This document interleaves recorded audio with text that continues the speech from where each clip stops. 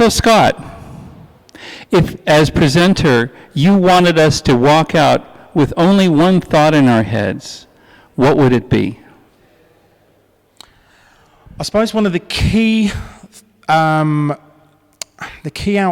of the presentation that I've just given is that security is a paramount. Security has to be the fundamental building block of all consumer devices. Security is a big issue. It needs to be built from the ground up.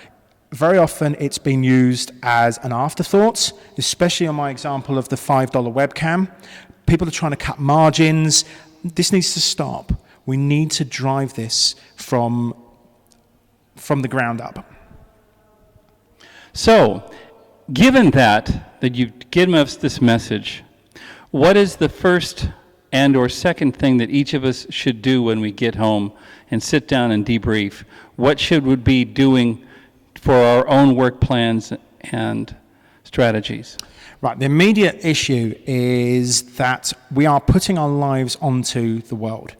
We are exposing our lives, our children's lives, our partners' lives. We need to reevaluate that. Social reverse engineering from a security point of view is one of the biggest loopholes. Humans are the biggest, weakest link in the security chain.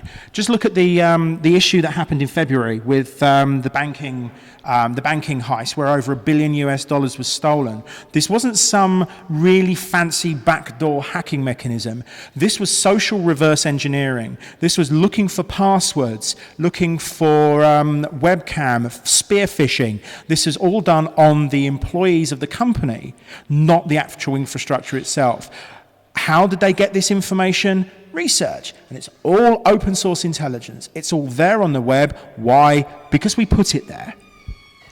Yes, as someone who also works on electronic security, on authentication, on encryption, etc., basically, if we make the electronics and the software, the keys long enough, the encryption signatures long enough, all we do is make the weak link be the person and not the electronics. Great.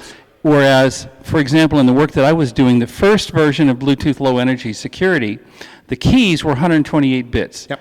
Plenty strong. But the key generation only required 20 bits of entropy. So if an attacker recorded the key generation sequence, they only needed to crack 20 bits to have the keys. Yes. Now that we've made the keys hard, we've only pushed the attackers to where it's soft, which is the people. Exactly.